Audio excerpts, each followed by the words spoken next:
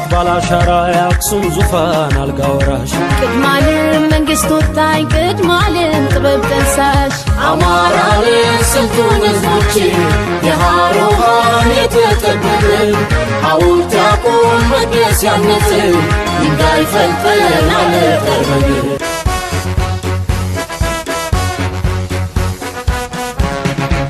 ከጣና ሰማይ ስር የተቼው ዳሩ ማሽነው ለሀገሩ ሰላምን ሸምኖ በፊደላት ማሳ እውቀትን የዘራ ሸማ ፈትሎ ለባሽ ጠቢብ ነው አማራ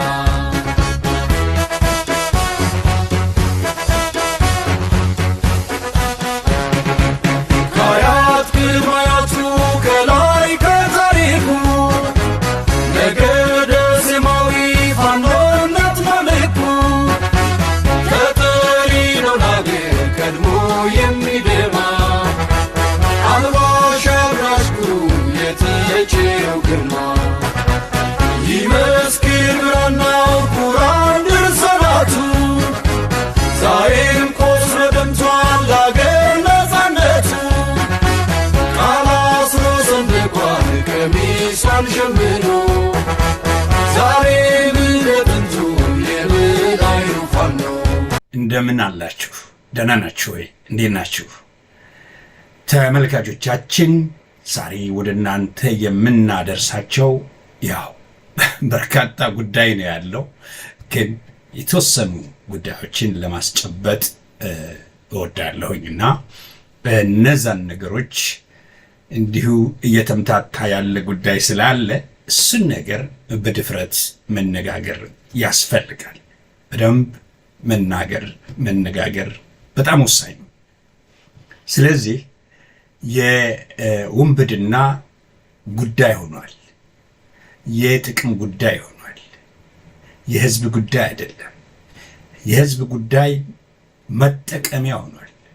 ስለዚህ ይህን ደግሞ በቃ ተው ማለት የምንችለው እኛ ነን። ስለዚህ እንዴት ናችሁ? በአጠቃላይ ማስረሻ የስለላ መዋቅሩን ከተቀላቀለ 2 ዓመት ሆኖታል። ጉዳዩን ለተከታተሉት አዲስ ነገር አይደለም ነው አንደኛው። 2 ዓመት ለመሆኑ ገልጸናል። ከዚህ በፊት የዛሬ ዓመት አካባቢ ያለውን ሁኔታ ለህዝብ አውጥተን አሳውቀናል።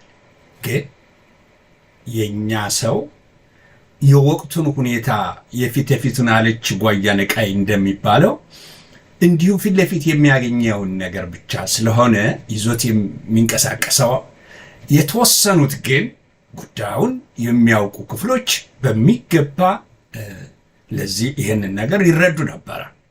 ስለዚህ አሁን ደግሞ የተፈለገበት ጊዜ አለ። አጀንዳ የመስጠት ዓለም አቀፍን ማህበረሰብ ማደናገር፣ የኢትዮጵያን ህዝብ መደለል፣ እነዚህ ጉዳዮች በጣም ወሳኝ ናቸው በአሁኑ ሰዓት። እነዚህ ጉዳዮች እንዴት ነው ሊሆኑት? ዓለም አቀፍ ሁኔታው ያው የምታውቁት ነው። አጠቃላይ አጀንዳ መቀያየር መቻል አለበት። ብዙ ነገር ሰምተናል አይደል? የተለያየ ጉዳይ ከዚህ በፊት አጀንዳ ሲሰጠን ያን ማገናዘብ በቂ ነው።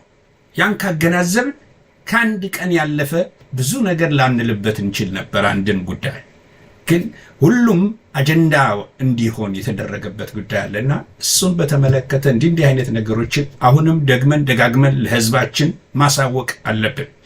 ስለዚህ በመረጃ ቲቪ የምትከታተሉን ወገኖቻችን ሁሉም ቢሆን የነጠሩ እውነቶችን የነጠሩ ሐቆችን ወደ እናንተ እናደርሳለን እንደማማ። ከዛ ውጭ እንዲሁ በማህበራዊ ሚዲያ ጉዳዩ የሚደርሳችሁ ደግሞ ለሌሎች እንዲዳረስ ማድረግ የሁል ጊዜ ተግባራችሁ ሊሆን ይገባል እንላለንና እናንተም እውነቱን ቁም ነገሩን እያያችሁ ለሌሎችም እንዲዳረስ እንዲያውቁት ማድረግ ተገቢ ነው። ይሄን ካልኩ እንዲሁ ዝም ብለን የምናልፈው ነገር አይደለምና አንዳንድ ጉዳዮችን በተከታታይ እያየን የምንሄድበት ነገር ይኖራል። ስለዚህ ምንድነው ያየን የምንሄደው ካል እስኪ መጀመሪያ እኔ አንድ ድምጽ እንስማና እንሸጋገር። የኛ ዓላማ ግልጽ ነው። ጥፋት የታወጀበት ማህበረሰብ ልጆች ነን። እንዲጠፋ የተፈረደበት ህዝብ ልጆች ነን። ይህን ህዝብ ሊጠፋ እንደሆነ ነግሮ ሰብስቦ አደራጅቶ አስታጥቆ ራሱን ከፈጸመው ጥፋት እንዲያድን መስራት ብቻ ነው የኛ ዓላማ ግልጽ። ስለዚህ እንቅፋት አትሁኑ። በዚህ ወቅት የሚጠበቀው ከናንተም ከኛም መደጋገፍ፣ እንደ ወንድም መመካከር፣ እንደ ወንድም መከባበር፣ እንደ ወንድም በአንድ አፍ ማውራት ነው። ቀኝ ጌታ ይፍታይ ንጉሴ የበጎች እረኛ ካልተደጋገፉ አንድ እረኛ ብቻ ይበዛል እንቅልፍ ይላሉ። አንድ እረኛ 30 ዓመት ሙሉ ተኝቶ መንጋው እየታረደ ነው። 30 ዓመት ሙሉ እንዲህ አይነት ሁኔታዎችን አገናዝበን በአንድነት ጠንክረን ብንጓዝ 2 ዓመት አልነበረም ሊፈጅብን የነበረው። አልፎ ከ2 ዓመት 3ኛውን ዓመት አይዝም ነበር። ችግሮችን የሚነሱትን ችግሮች በእርግጠኝነት ሲነገሩ መርምረን የለም እዚህ ጋር ችግር አለ ብንል በጣም በፍጥነት ወደሚፈለገው አቅጣጫ እንቅፋትነቱን እያስወገድን ወደሚፈለገው አቅጣጫ እንደርስ ነበር። በትክክል ጠላቶቻችንን የምንቃወም ከሆነ፣ በትክክል ጠላቶቻችንን ማስወገድ የምንፈልግ ከሆነ፣ በትክክል የአማራን የህልውና ጉዳይ የምንጠብቅ እና የምናስከብር ከሆነ በፍጹም ጊዜ ሊወስድብን አይገባም ነበር። ታዲያ እንግዲህ እንዲህ አይነቱን በምናይበት ሰዓት ሁልጊዜ ከየት ወዴት ነው? እንዲሁ ዝም ብሎ ነው ወይ አንድ ነገር የሚነሳው? አንድ ነገር እንዲሁ ዝም ብሎ አይነሳም። እና አብይ አህመድ እንዲሁ ዝም ብሎ አይደለም ያከናወኑት። ቀኝ እጅ የሆነው ብአዴን ምን ይሰራል? ቀኝ እጅ የሆነው ተመስገን ጥሩነህ ምን ይሰራል? ማቀናጀት አለበት። ይህን ጉዳይ እንግዲህ ዘርዘር አድርገን የምናየው ይሆናል። ግን ከዛ በፊት የአርበኛ ዘመነን ቁልጭ ያለች ንግግር ሰምተናል። እስኪ በተቃራኒው ደግሞ የጌታቸው ረዳ ምን ነበረ ያለው? ዛሬስ የት ነው ያለው?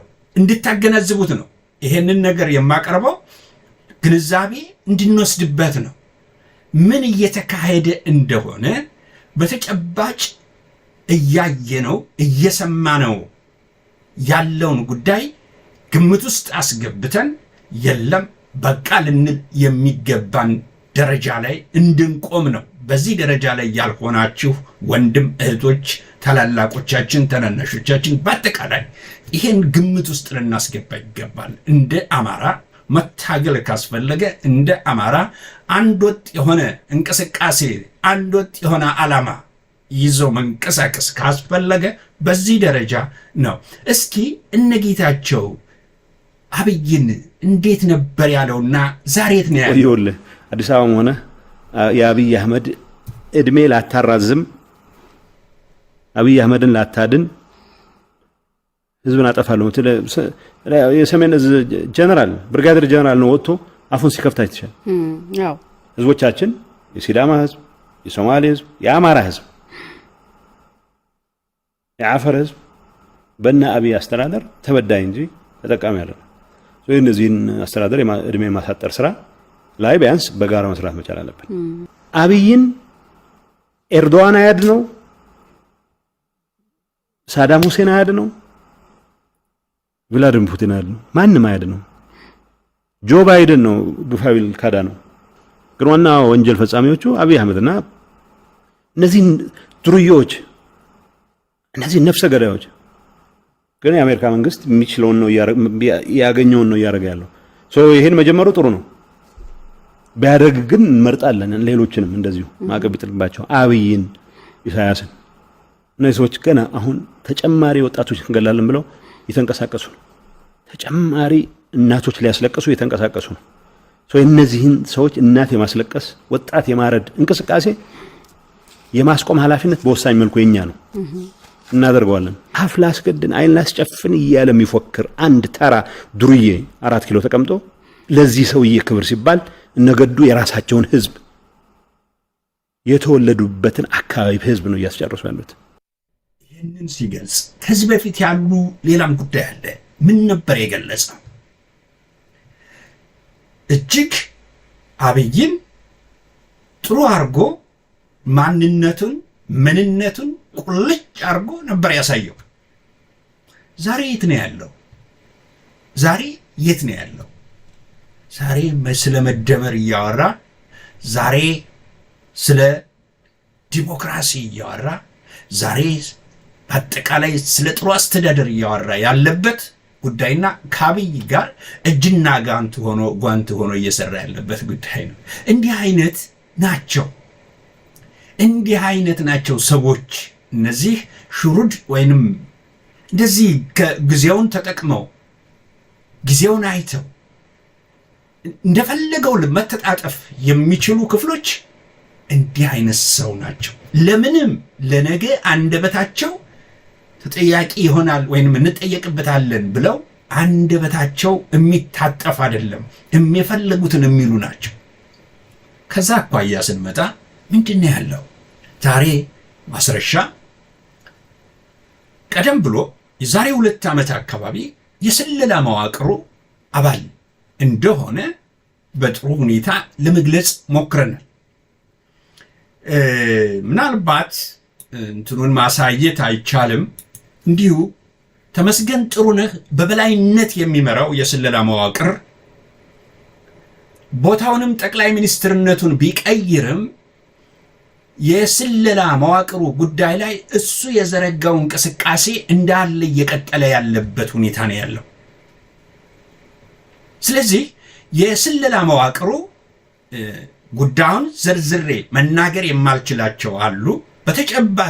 በተጨባጭ የሆነን ጉዳይ ነው።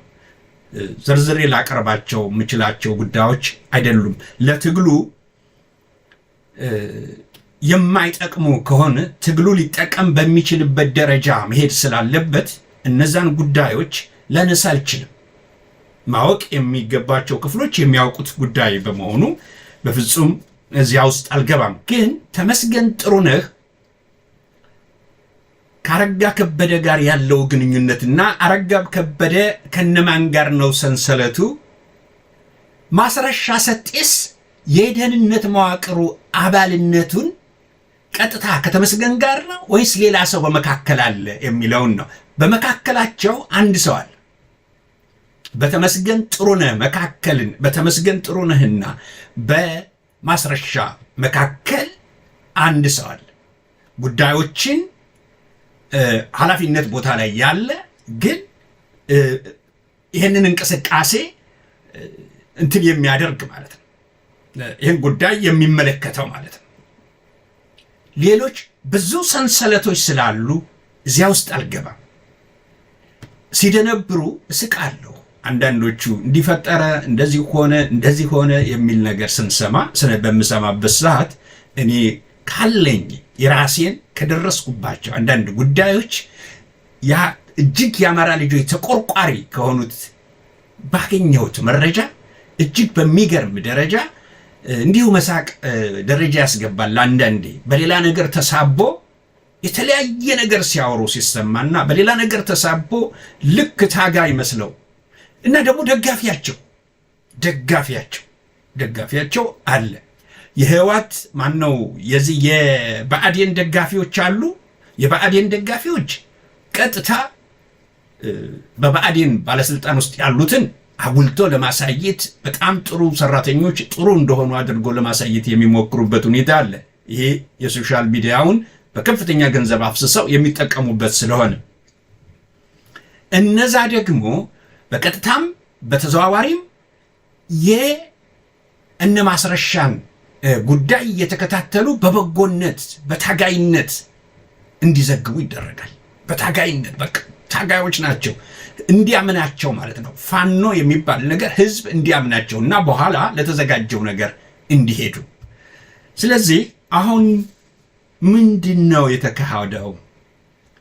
በእርግጥ ብገልጽ ደስ ባለኝ። ከዚህ በፊት እስክንድር እዚህ ጋር ማስረሻና አሻግሬ ያሉ ተልኳቸው የእስክንድርን ለየት አድርገን እንያዘውና ምናልባት ማለት አንድ ላይ ተመካክረው እየሰሩ ከሆነ ሌላ ጉዳይ ነው። ግን እነዚህ ሁለቱ በእስክንድር ጀርባ ላይ ሆነው አጠቃላይ ያለው ነገር መስራት ነው ተልኳቸው። አንደኛ ካለው ከስርዓቱ ገንዘብ ከሚያገኙ በእስክንድር በኩል ማግኘት አለባቸው። የእስክንድር ደጋፊዎችም በደንብ በቃ ያሞጋግሷቸዋል። የሚላከው ይላካል። ስለዚህ ፍላጎቱን ይሄ ጊዜያዊ ምንድነው የሚባል ጊዜያዊ ወይንም ቋሚ ሊሆን ይችላል ፍላጎቱ እሱን የሚያረካበትን ወጪ ከስርዓቱ ከሚላክለት በተጓዳኝ ከዚህ በሚያገኘው የሚጠቀሙበት አይነት ሁኔታ ነው። አንድ ነገር ተገንዘቡ። ማስረሻም ሆነ አሻግሬ ለምን ጎጃም ውስጥ አልታገሉ? ጦር ካላቸው ከዚህ በፊት የገለጽነው ጉዳይ ስለሆነ ነው። ግን ዛሬም መግለጽ ያስፈልጋል። ጦር ካላቸው የታገሉ ከሆነ ከቻሉ ማለት ነው ለምን ጎጃም ውስጥ አልታገሉም ነበረ? አልቻሉም። ጎጃም ውስጥ መታገል እንደማይችሉ ህይወታቸው አደጋ ላይ መሆኑን ስለሚያውቁ ወሎና ሸዋ ላይ ማወናበድ ነው የጀመሩት። ስለዚህ ወደ ወሎና ወደ ሸዋ እስክንድር አለላቸው። ያው የተነጋገሩ የሚደረጉትን ሁኔታዎች አይተናል።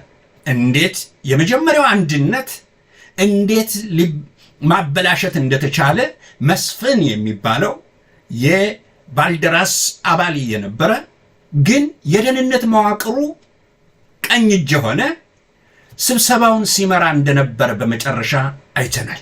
ስለዚህ እንዴት እንዳሳካው እና እነ አብይ የሚፈልጉት ጉዳይ እንደሆነ አይተዋል። ያንን እስክንድር በከፍተኛ ደረጃ የከፍተኛ ድል እንዳገኘ አድርጎ ሲገልጽ የነበረበት ሁኔታ ነው ያለው። ይሄ ጨዋታ የነበረው በደህንነት መዋቅሩ ነበር ሁሉም ነገር ይከናወን የነበረው። ስለዚህ ያንን አንቀበልም ብለው የወጡትን ወደ ማጠልሸት ነበር የተገባው። ተሰድበዋል። ያንን አንቀበልም ያሉት ትግሉን አናስጠልፍም ያሉት በከፍተኛ ደረጃ ተሰድበዋል። በከፍተኛ ደረጃ ዘመቻ ተደርጎባቸዋል።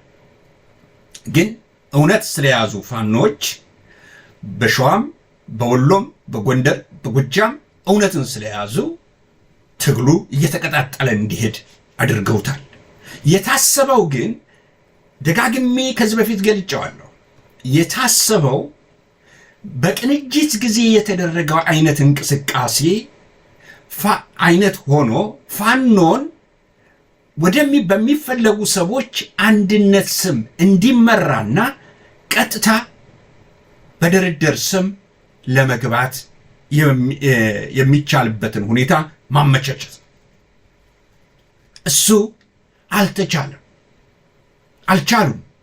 እሱ ፋኖን ጠቅልለው ሊይዙ ስላልቻሉ ያላቸው አማራጭ ምንድን ነው የሆነው? አሁን ማስረሻን ነጥለው ማውጣት ነው። ነጥለው እንዲሄድ ማድረግ ነው። ቀጣዩን እንግዲህ የምናይ ይሆናል። ቀጣዩ ማን ነው ሊሄድ የሚችለው የምናየው ይሆናል። ማስረሻ ሲጠቅስ ሰምታችሁታል። መምህራን ምናምን እንደዚህ ቀጣዩ በሙያቸው በምናቸው ሊሰሩ የሚችሉት እየተባለ የገለጸበት ምክንያት እነማን ሊሄዱ እንደሚችሉ ማወቅ ነው። ግን ማስረሻ አሁን የተፈለገበት ጉዳይ ምንድነው ነው? ማስረሻ ሰንሰለቶች አሉ እንዲህ ፊት ለፊት የማየው ልጠቅሳቸው የማልችላቸው ግን ሰንሰለቱ የደህንነት መዋቅሩ ሰንሰለት ፊት ለፊቴ ነው ያለኝ መረጃ። ያን መግለጽ አልችልም። ለምን?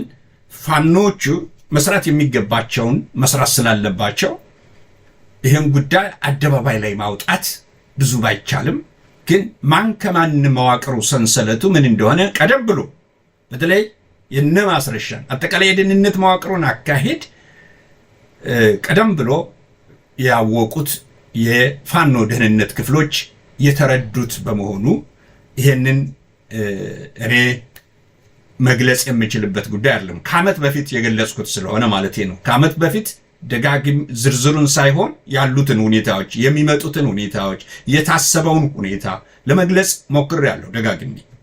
ግን በዝርዝር ልሄድበት አልቻልኩም። ለምን? ከዛ በኋላ ውጤት አግኝተውበታል ፋኖች። በዛ ሰንሰለቱን ለመበጣጠስ ከፍተኛ ስራ ሰርተዋል። የተወሰነውን በጣጥሰውታል። ማስረሻንም በጥሰውታል። ውስጥ ሊያወናብድ የነበረበትን ሁኔታ የነበረውን ሰንሰለት በጥሰውታል። እና እንዲሁ ሌላውም ብናይ ለምሳሌ ኮሎኔሉን በሰሜን ማለትም በቁንዝላ በኩል ኮሎኔል ጌታሁንን እንዴት አድርገው እንዳወናበዱት ይሄ ሰው ከወንድሞቹ ጋር መታገል ሲገባው ነጠሉት።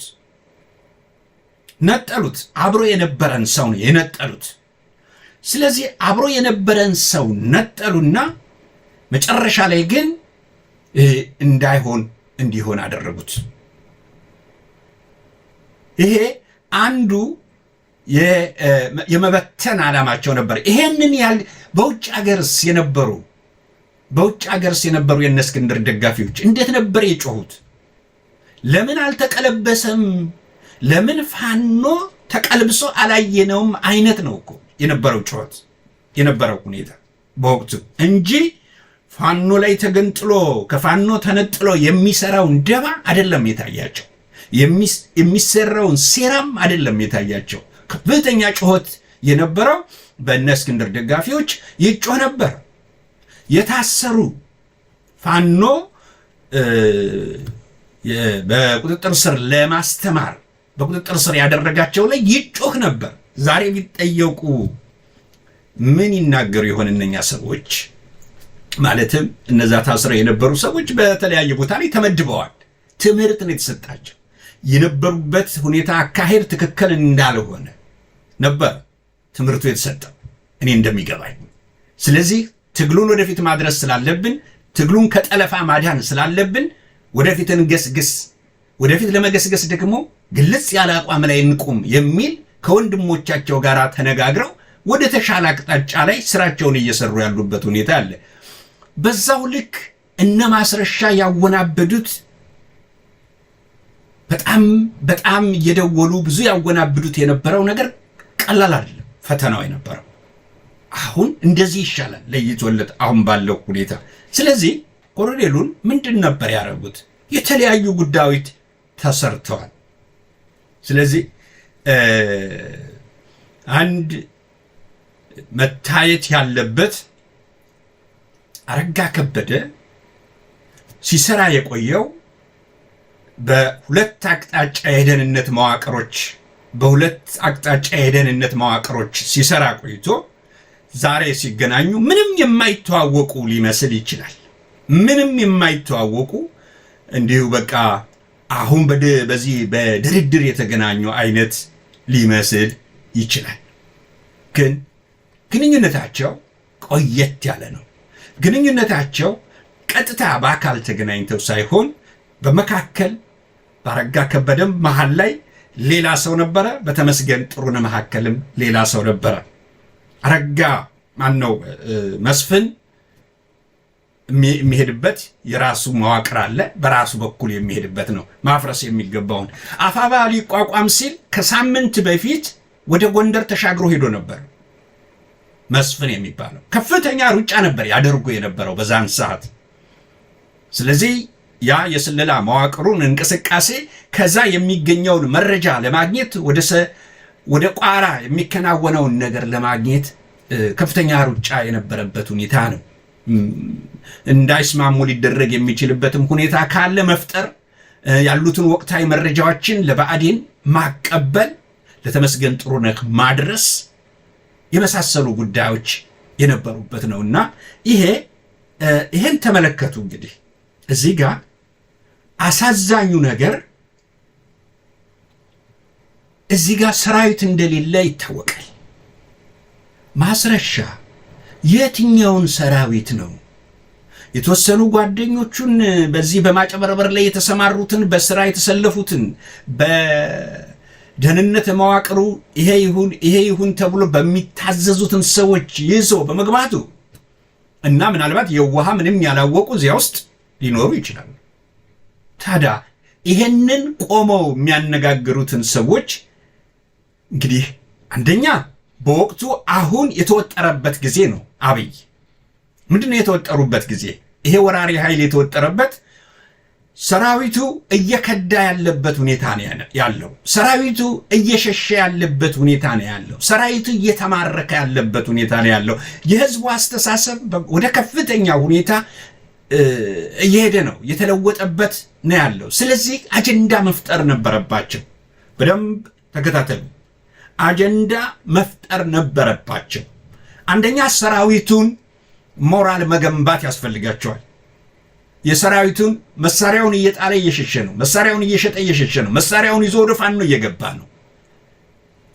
ይሄንን ማቆም የሚቻለው በምንም አይደለም። በተለያየ ፕሮፓጋንዳ ስራ ሰርተው ማቆየት አለባቸው።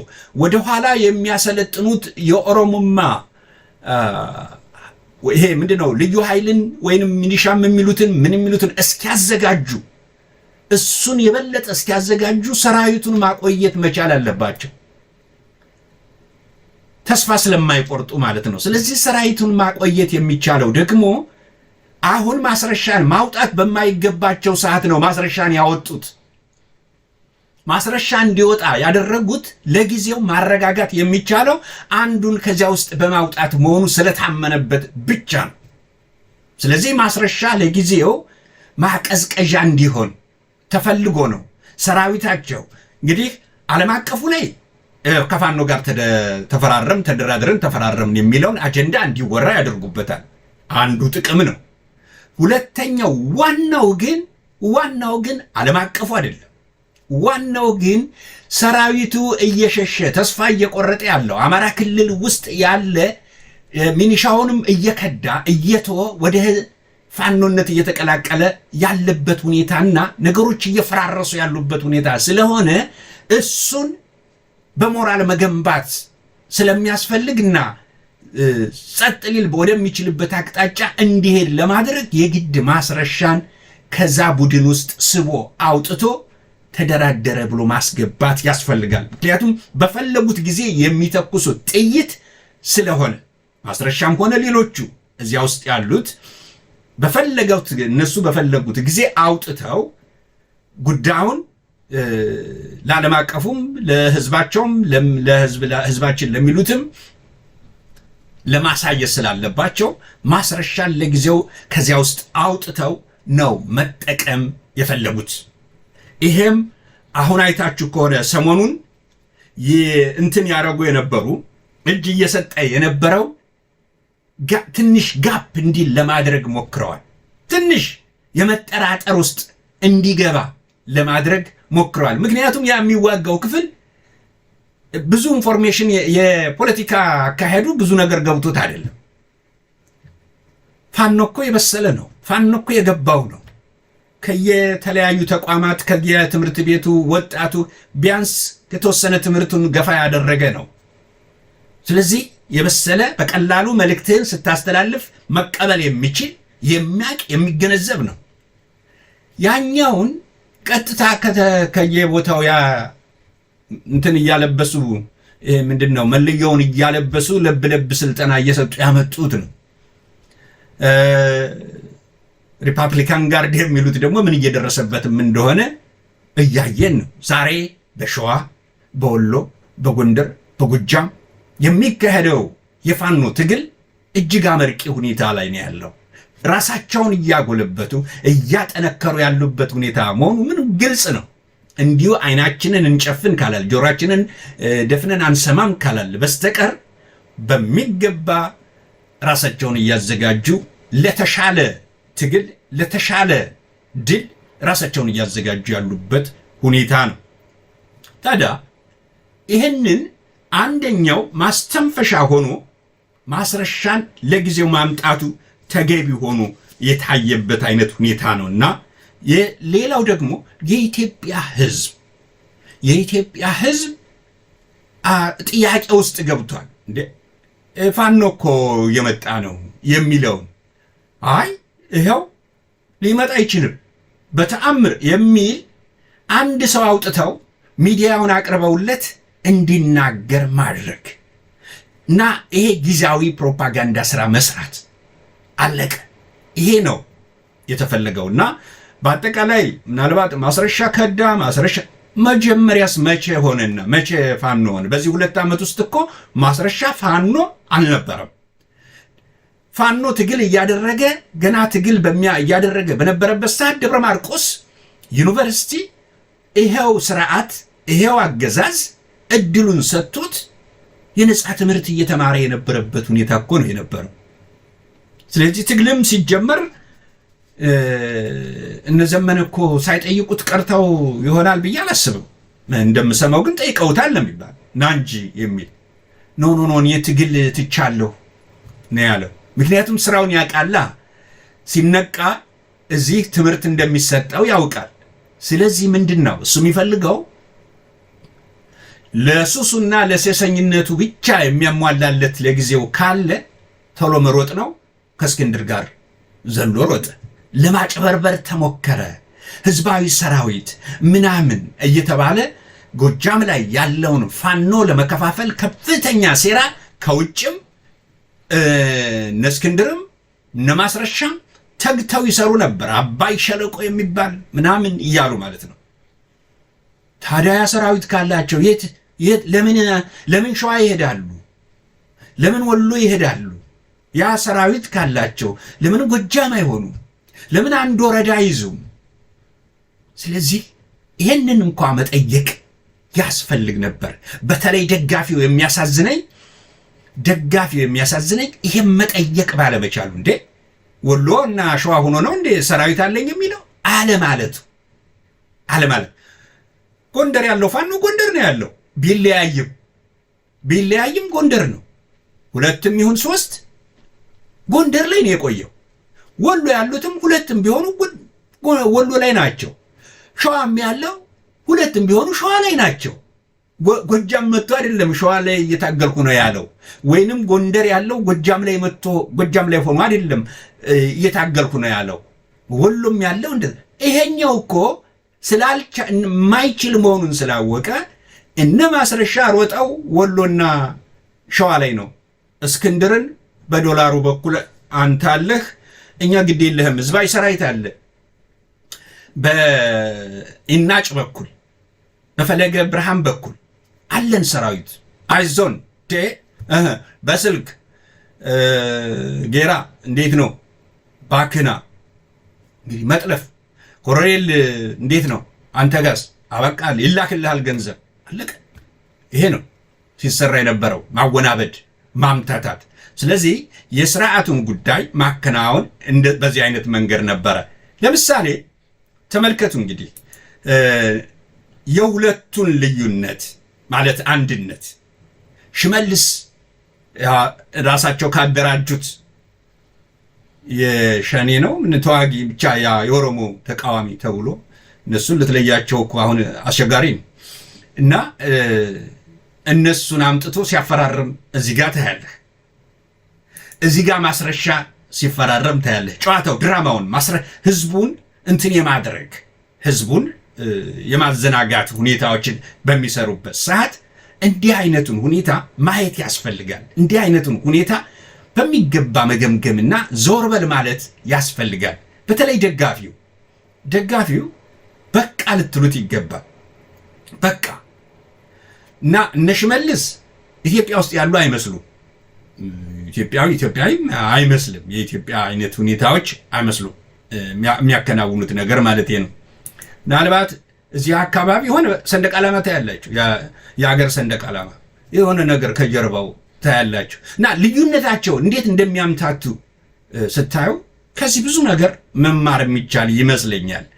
እንዲሁ በማገናዘብ ደረጃ እዚህ ጋር አያችሁ፣ እነዚህ እኮ አልተለያዩም።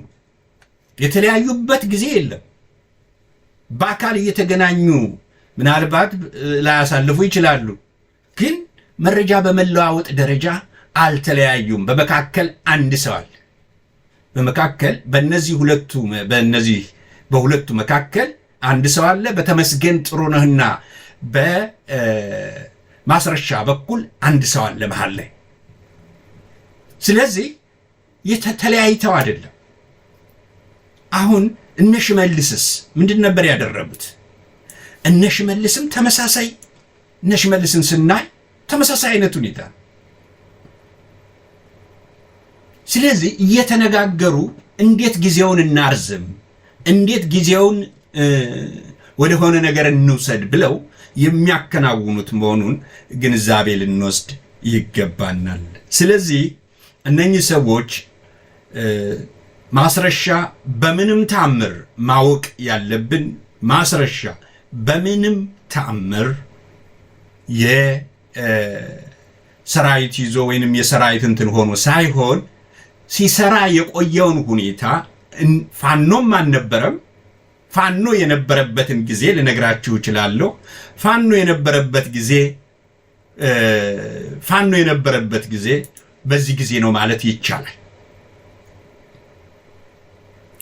ፋኖ የነበረበት ጊዜ የአማራ ህዝባዊ ኃይል ሲቋቋም እዛ ውስጥ ካሉት የሥራ አስፈጻሚ አንዱ ነበር።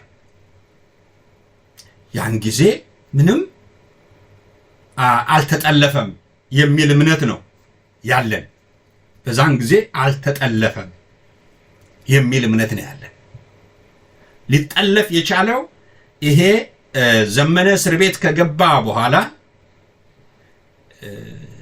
የነጻ ትምህርት ተሰጥቶት ደብረ ማርቆስ ላይ እንዲማር ሲደረግና በቃ ሁሉም ነገር ትቶ ኑሮውን መኖር ሲጀምር ያን ጊዜ ኦልሬዲ ተጠልፏል።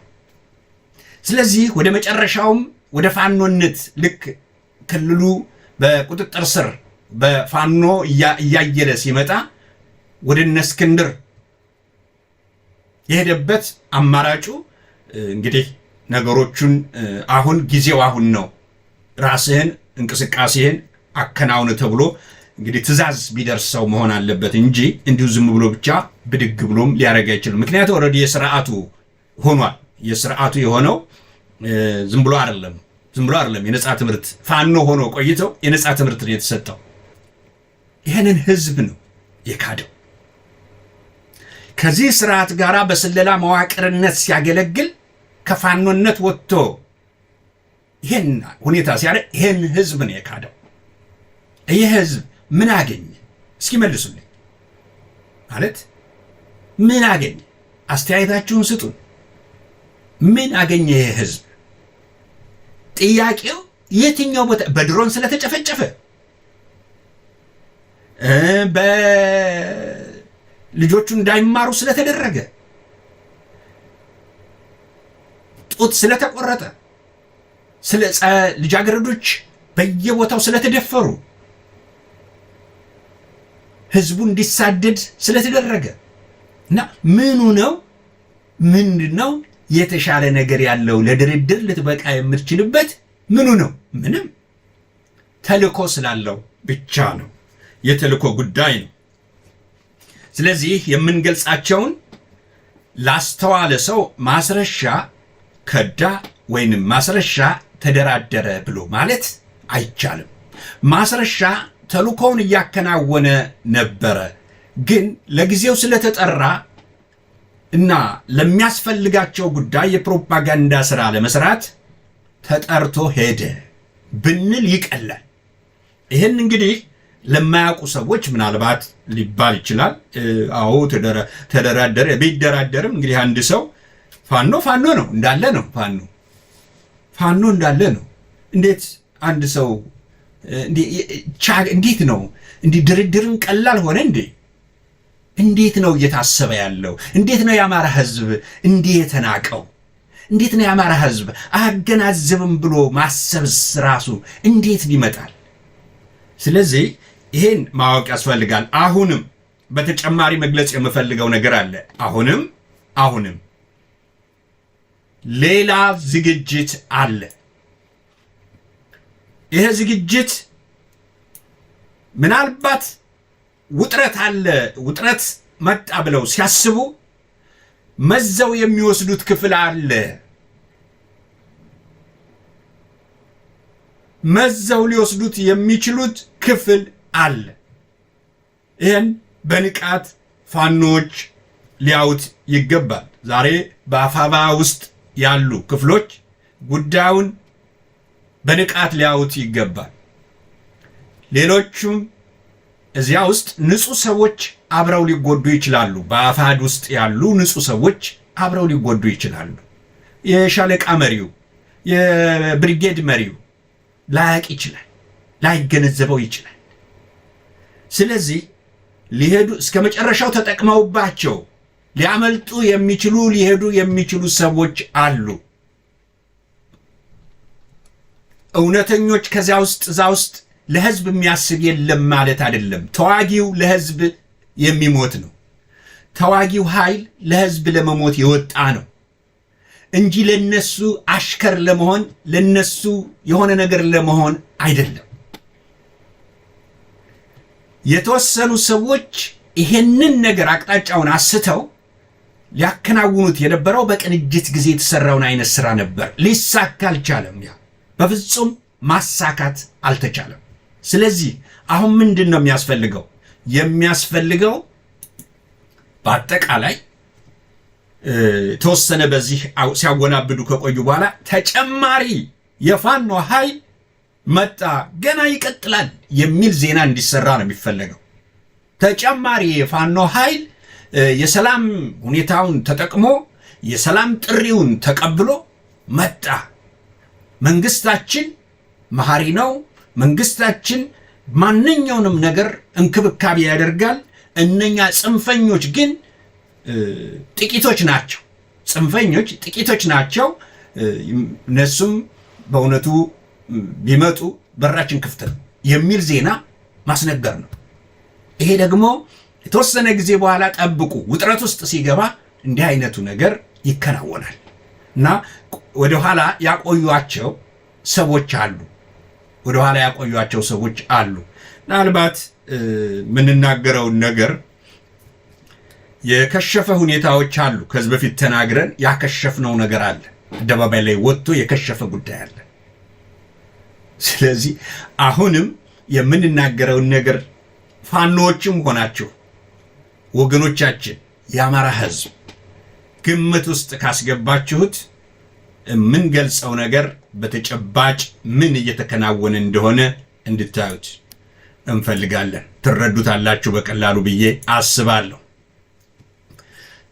ዛሬ የክልል ለአንድ ማስረሻ አንድ የክልል እንግዲህ አማራን የሚያህል ህዝብ ወክያለሁ ካለ ለአንድ ማስረሻ ሊቆም አይችልም ነበር። እንዲህ አይነት ድራማ ሊሰራ አይችልም ነበር። የጭንቀት ድራማ ነው የሰሩት። የጭንቀት ድራማ ነው። ማስረሻን እናውጣና እንጠቀምበት ነው። ማን ነው ቀጣው? የሚቀጥለውን እናያለን። ስለዚህ የተከናወነው በዚህ ደረጃ ነው። ማስረሻም ራሱን ጎላ አድርጎ ይሄው የሚልበት አይነት ሁኔታ አለ። እንዲሁም ሌላ ነገርም እኮ ተናግሯል። በጣም የሚያስገሩ የፋኖ አባሎች በተለያዩ ማረሚያ ቤቶች ይገኛሉ፣ ጣቢያዎች ይገኛሉ። እነዚህን በተመለከተ እንዲፈቱ ተግባብተናል ማለት ነው። በተለያዩ ማረሚያ ቤቶች በፌደራልም በክልል ማረሚያ ቤትም በጣቢያም ያለ በፋኖ ስም የታሰረ በተለይም ደግሞ ከዚህ ከገንጣይ አስገንጣይ አጀንዳ ከሌላቸው ውጭ ያሉ በማንነታቸው የታሰሩ ወገኖቻችን እንዲፈቱ ተስማምተናል ማለት ነው። ይሄ በጣም ትልቅ ሁልጊዜም ቢሆን በውጭም ሆነን ጫካም ሆነን ስንጠይቀው የነበረው ነውና ትልቅ ድል ነው ማለት ነው። አጠቃላይ ዲዲአር እንዲከበር ተስማምተናል። በፖለቲካውም የፓወር ሼሪንግ በየደረጃው በፋኖ ውስጥ ያሉ የተለያየ የመንግስት ስራ ላይ የነበሩ አቅም ያላቸው እውቀት ያላቸው ችሎታ ያላቸውና ፍላጎት ያላቸው እነዚህ ወደ ስራቸው እንዲመለሱ አቅምና ችሎታቸውንም ታሳቢ አድርጎ በመንግስት መዋቅር ውስጥ ገብተው እንዲያገለግሉ እንዲመደቡ በዚህም ተስማምተናል። በጸጥታው ውስጥም በተለይ ሙሉ የወታደር ቁመና ያላቸውን መልሶ በማሰልጠን ከጸጥታው ጋር በማቀላቀል የጸጥታው አጋር እንዲሆኑ የማድረግ ስራ ይሰራል። ወደ ህብረተሰቡም ደግሞ የሚቀላቀሉትን ጤነኛ ሆነው የተሻለ ትምህርት አግኝተው የሚቀላቀሉበትን መንገድም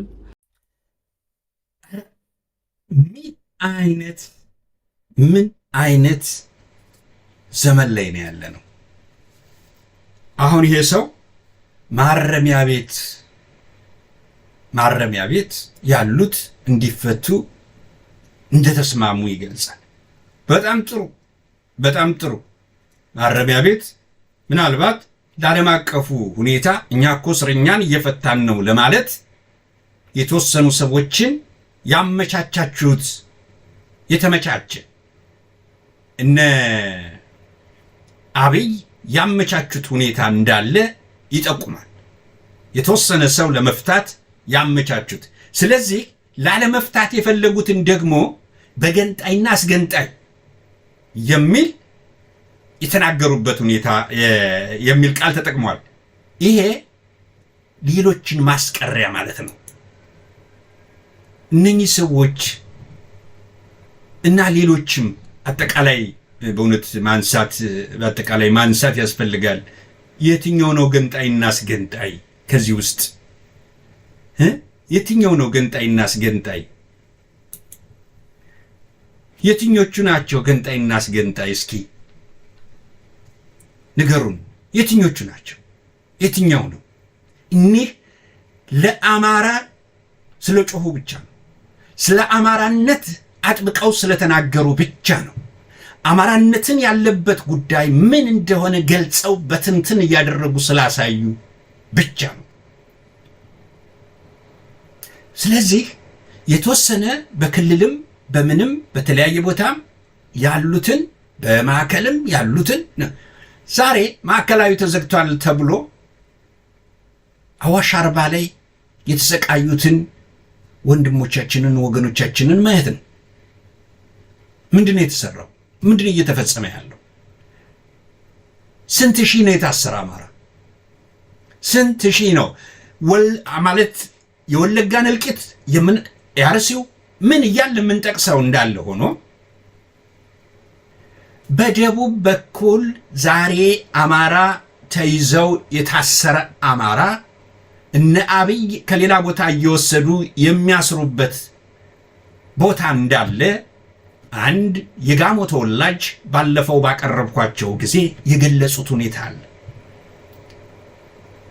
በጣም በርካታ እስረኛ አማራ እየተወሰደ ከተለያየ ቦታ የታሰረ መኖሩን ማለት ነው። እንግዲህ ለምን ደቡብ ድረስ መውሰድ አስፈለጋቸው? ጋሞ ድረስ መውሰድ ለምን አስፈለጋቸው? ይሄ እንዲህ አይነት ሁኔታ በተካሄደበት እንዲህ አይነት አጭበርባሪ መምጣቱን ህዝብ በሚገባ ሊገነዘብ ይገባል ባይነኝና እያንዳንዱ ህዝብ የሚከናወነውን ድራማ ማየት ነው። በእውነት ካየን እንግዲህ አሰገድን እጅ ሰጠ ተብሎ ነው የተነገረው። እጅ የሰጠ ሰው ደብዛው ይጠፋል እንዴ? እጅ የሰጠ ሰው ደብዛው ይጠፋል? እጅ የሰጠ ሰው ደብዛው አይጠፋም። እጅ የሚሰጥ ሰው እንደዚህ እንትኖቹ እንደዚህ ተዘርዝረው ይሄን ሁሉ ይዞ ይሄዳል? አይሄድም። እጅ የሚሰጥ ሰው አይደለም።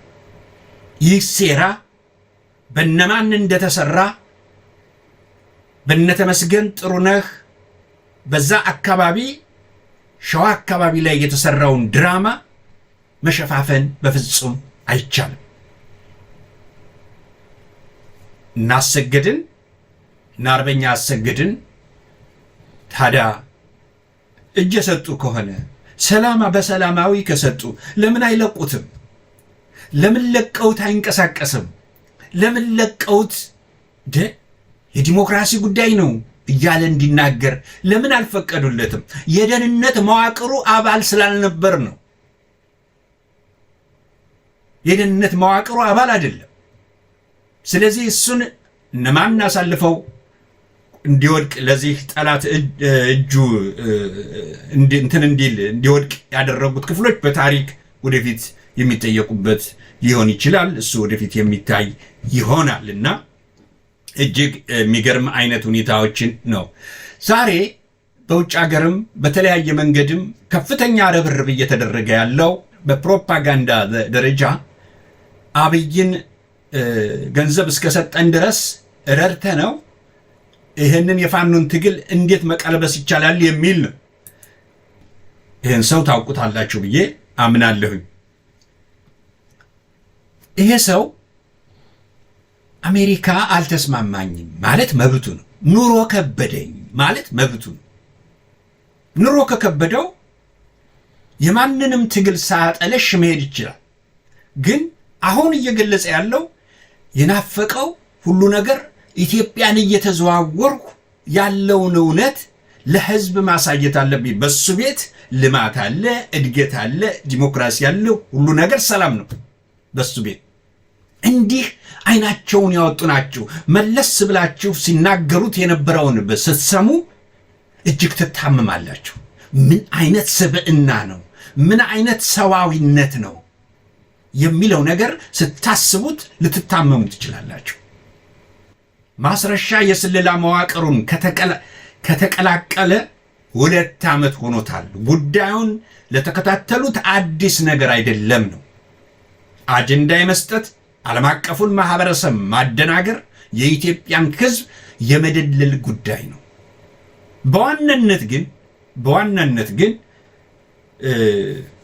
በዋናነት ግን የኢትዮጵያን ህዝብ በሚለው ውስጥ ለመጠቃለል ያለበት ወታደሩ እየኮበለለ እየከዳ ሚኒሻው እየከዳ ስለመጣ ብአዴን ጭንቀት ውስጥ ነው፣ አብይም ጭንቀት ውስጥ ነው። ስለዚህ እነ ብርሃኑ ጁላ ምን ይደረግ? ቶሎ ማስረሻን አምጡትና በማስረሻ ፕሮፓጋንዳ ይሰራና የሞራል ግንባታ እናድርግ። ስለዚህ ማስረሻ ይምጣ። አሁን ማስረሻ ገንዘብ ተመድቦለታል። 24 ሰዓት ማውራት ይችላል። ብቻ እሱ እንዲጓደልበት የማይፈልጋቸው ነገሮች አሉ። እነዛ ከተጓሟሉለት ምንም ችግር የለም። እሱ አልጋው ባዶ እንዲሆንበት አይፈልግም። እሱ እንዲሟላለት ይፈልጋል። ሁለተኛ ገንዘብ ማጣት አይፈልግም። እሱ እንዲሟላለት ይፈልጋል። አለቀ። እነኚህን ካሟሉለት ምንም ችግር የለም። ማንኛውንም ነገር ይናገራል። ማንኛውንም ነገር ያወራል። ከተቻለ ሌሎች ደካሞች ካገኘ በገንዘብ ሊያታልልም እየደወለ ሊሞክር ይችላል። ካሉት ውስጥ ሳይሆን በስለላ መዋቅር ውስጥ ከተያዙትና በቀጣይ ከሚሄዱት ጋር ሳይሆን ሌሎችን ለማወናበድ ሊሞክር ይችላል። ይሄ የታሰበው የታቀደውም የፕሮፓጋንዳ ዘመቻ እንዲደረግ በመሆኑ ማለት ነው። ስለዚህ በማንኛውም ጊዜ ብዙ ነገሮችን ልንሰማ እንችላለን። በማንኛውም ጊዜ ብዙ አስገራሚ ነገሮችን ልናይ እንችላለን። ግን የአማራ ህዝብ ያሸንፋል። ምንም ጥርጥር የለኝም። ፋኖ ያሸንፋል። በአንድ ትግል ወቅት መውጣት፣ ማፈንገጥ፣ ተለያየ ነገር መስራት፣ ትግሉን ማስጠለፍ አለ። ቁርጠኛ የሆኑ ሰዎች ግን ወደፊት ይዘውት ይራመዳሉ። የኛ ዓላማ ግልጽ ነው። ጥፋት የታወጀበት ማህበረሰብ ልጆች ነን። እንዲጠፋ የተፈረደበት ህዝብ ልጆች ነን። ይህን ህዝብ ሊጠፋ እንደሆነ ነግሮ ሰብስቦ አደራጅቶ አስታጥቆ ራሱን ከፈጸመው ጥፋት እንዲያድን መስራት ብቻ ነው የኛ ዓላማ ግልጽ። ስለዚህ እንቅፋት አትሁኑ። በዚህ ወቅት የሚጠበቀው ከናንተም ከኛም መደጋገፍ፣ እንደ ወንድም መመካከር፣ እንደ ወንድም መከባበር፣ እንደ ወንድም በአንድ አፍ ማውራት ነው። ቀኝ ጌታ ይፍታይ ንጉሴ የበጎች እረኛ ካልተደጋገፉ አንድ እረኛ ብቻ ይበዛል እንቅልፍ ይላሉ። አንድ እረኛ 30 ዓመት ሙሉ ተኝቶ መንጋው እየታረደ ነው። 30 ዓመት ሙሉ ኦሮሚያ ምድር አውጥተን ነፃ እናደርጋለን ነው ስትራቴጂያቸው። ተገልሏል። በግልጽ የተገደለ ይሄ አለ የለም የሚባል ነገር የለም። ገለናቸው ብለውናል። 17 ሰው አርዲው ቅጥልን ያደረጉት በሳት በብሔራችን በቋንቋችን የተፈጀ ነው እና እንግዲህ ማን ነው ይገድል? ኦነግ አይደለም። ወነግንማ ተቋቁሞታል። ራሱ ገበሬው ተደራጅቶ ተቋቁሞታል። እኛ ያባረረን ሸኔ አይደለም፣ እወቁልን። የኢትዮጵያ መንግስት የሚያውቅልን ሸኔ አይደለም። የምስራቅ ወለጋ ዝሆንና የኪረም ወረዳ እንትናቸው አስተዳደር ናቸው። ወነግ ሸኔ ይባላል። መጀመሪያ ሲንቀሳቀስ ግን የክልሉ መንግስት አለበት ልዩ ኃይል ነው መንግስት እንጂ ሸኔ አልወጋንም። መንግስት ያሳደደን ያፈናቀለን ማን ነው? ኦሮሞ ልዩ ኃይል ነው። በበረሃው በረሃ ለበረሃ 3 ቀን 4 ቀን በረሃ ለበረሃ ጦማችን ልጆቻችን እያለቀሱ እንጀራ እያሉ ኃይላታችን ላይ ወገኖቻችን ውጡልን እስቲ ሩሃችሁ እንዲያጠፋ ባይሆን ያላችሁ ተራፊዎቹ ብለው አወጡን። የቀሩ ልጅ ዘግተው የተቀመጡም አዘው አጠፏቸው። በቃ ታዛው ለምሳሌ እነሱ ያደራጇቸው እነሱ ያስታጠቋቸው ሸኔ ጋር የሚከላከሉት ናቸው። ፋኖ የሚሏቸው ፋኖ የሚባለው ጭራሽ ስሙን እንጂ ሌላ አናውቅ። ደርሶ የአማራ ጥላቻ ተፈጥሮ እንጂ ከኦሮሞ ጋር ያገናኝን ነገር አንድ በሽታ አንድ ነገር ከወንድሜ ልጅ ጋር በአንድ ቀን የገደሉት 13 ሰዎች ናቸው። መተው ከተማ መተው ሲያወሩ ገላው እንዳቃጠሉት ምናምን ፎቶ ላይ አንስተው ለራሳቸው ማለት ነው ከተማ እንትን ሲሉ ነበር። በካራ ምናምን እያደረጉ የቀደዱ ሆዳቸውን ህፃናቶችን እያወጡ አስፋልት ላይ ይጣሏቸው። በፊት ሳይመጣ በፊት በቃ በሰላም ከነሱ ጋር ጎረቤት ነን። በቃ በጣም ተስማምተን ነው አብረን የምንኖረው ማለት ነው። የአማራዎች ነን ወጣን የሚገሉንም ወደ ኋላ መተውም የሚያቃጥሉን አማሮችን ብቻ ነው። በቤት ውስጥ እየተዘጋብን እየተቃጠልን እየተገረፍ ብንለው አዘልቀዋን መጣ። ገራችንን ልቀቁ፣ በሀገራችሁ በክልላችሁ ክልላችንን ልቀቁ ታሉን 3 አመታቸው ነው። በ4ኛ አመታቸው አባረሩ። ቻችን እንዲያሉ እያለቀሱ ነው። ይድረሱልን ጥሪ እያሉ ነው። የምናደርገውን አጣን። በአንድ ቀን 300 በአንድ ቀን 400 ወንድሞቻችን እየሞቱ ነው ያሉት። የምናደርገውን አጣን። ለመንግስት ጥሪ አንልም። የምናደርገውን እያጣን ብንደውልም ፍትህ የለውም። እነሱም አሁንም ይድረሱልን ነው። እኛም እዚህ እያለ እየተከናወነ ያለው አማራን የማጽዳት ነው። እስካሁኑ ድረስ የተሰደዱት እንኳ በበጋው በፀሐይ በክረምት በዝናብ ምንም በቂ ነገር ሳይቀርብላቸው በየቦታው የሚሰቃዩት በርካቶች ናቸው። ይሄ ነው። ይሄ እየተከናወነ አይ ተደራድሬ እንደዚህ ሆንኩ ሲል እንዴት ሊሆን ይችላል? ሰው ነው። ሰው ሆኖ ስለ ፋኖ ካወራ ስለ ፋኖ ትግል ከተናገረ እንዴት እንዲህ ሊሆን ይችላል ብሎ ማሰብ ያስፈልጋል። መጀመሪያም ፋኖ አልነበረም። በዚህ 2 ዓመት ውስጥ ተልኮውን ይዞ የተቀላቀለ የሄደ እንጂ ሊያወናብድ የተመደበ እንጂ ኃላፊነት ተሰጥቶት የፋኖን ትግል ለመቀለበስ የተሯሯጠ እንጂ የአማራን የህልውና ትግል ወደ ላይ ለማምጣት ይሄድ አይደለም። የሄዱትን አይተናል። ከዚህ በፊትም በተለያየ መንገድ የሚሯሯጡ አሉ። ጥቅማቸውን ነው የሚያዩት፣ የሚደረግላቸውን ነገሮች ነው የሚያዩት። ግን ያን ሁሉ ፋኖ በአሸናፊነት በሚወጣበት ሰዓት ተጠያቂ እንደሚሆኑ ደግሞ ያውቁታል። እነ አብይ እነሱ እንዲያመልጡ አይፈቅዱላቸው፣ እዚሁ እንዲቀሩ ነው የሚያደርጓቸው። እነ አብይ ሲያመልጡ ከቻለ ሲያመልጥ፣ ምክንያቱም ኢትዮጵያዊ ጀነራል የለም ስለሌለ አብይ ሲያመልጥ እነሱ ግን እዚህ እንዲቀሩ ነው የሚያደርጋቸው። እስከዛም ድረስ ብዙ ከተወሰነ ጊዜ በኋላ ላይጠቀምባቸውም ይችላል። ያው ክልሉ ላይ እንዲያወናብዱ አንዳንድ ቦታዎችን ሊሰጧቸው ይችላል። የሆኑ ሰዎች እንደዚህ እያደረጉ አጀንዳ እንዲኖር ማድረግ ነው የሚፈልጉት። ታዲያ ይህ ከትግሉ ውስጥ አንዱ በመሆኑ ቆራጥ የአማራ ልጆች ግን በአሸናፊነት ወደፊት እንደሚወጡ ምንም ጥርጥር የለንም። ሰሞኑን ዘመነ ምን ነው የለም የሚሉ አንዳንዶች አሉ። መኖሩን እያየነው ነው፣ እየታየ ነው። ምንድነው የለም የሚባለው? ስለዚህ አርበኛ ወይንም ፋኖ ባየ ደስታ በእጅግ የታወቀ ወጣት ነው። በእጅጉን ለዚህ ትግል ከፍተኛ አስተዋጽኦ እያደረገ ያለ ልጅ ነው። አጋርቶናል። ይሄንን ለዚህ ለህዝቡ አጋርቷል። እና አርበኛ ዘመነ ስራ ላይ ናቸው። ቃል የገቡት ነገር አለ። ከቃላቸው ውጭ የሚንቀሳቀሱበት ሁኔታዎች የሉም። ያማ ቢሆን ኖሮ በስልጣን ቦታው ላይ አረጋ ከበደ የተቀመጠበትን ቦታ ገና በፊት ማግኘት የሚችል ብሪሊያንት ማንም ጎበዝ የሆነ የዚህ ትውልድ ልጅ ነው። ስለዚህ ያም መሆን ይችል ነበረ።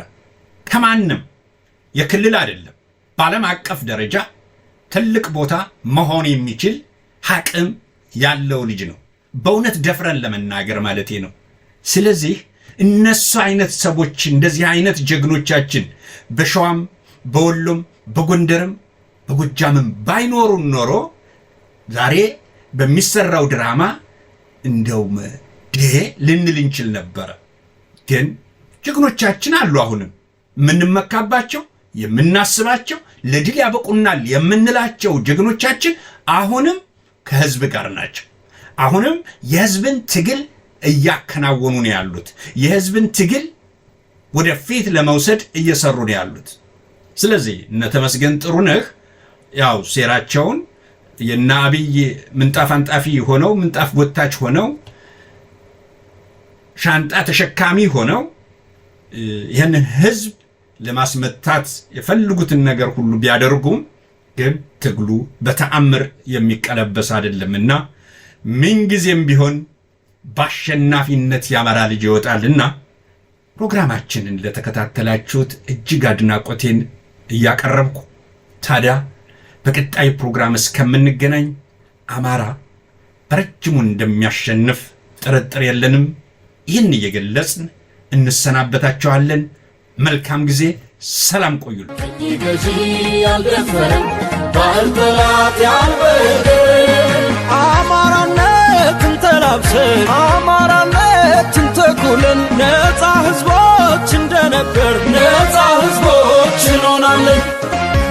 አማራንን ነፃ ህዝቦች ታሪክ ባምኑ የዘከረን ቀኝ ገዢ ያልደፈረን ባህል ጠላት ያልበደለን አማራነትን ተላብሰን አማራነትን ተኩለን ነፃ ህዝቦች እንደነበር ነፃ ህዝቦች እንሆናለን።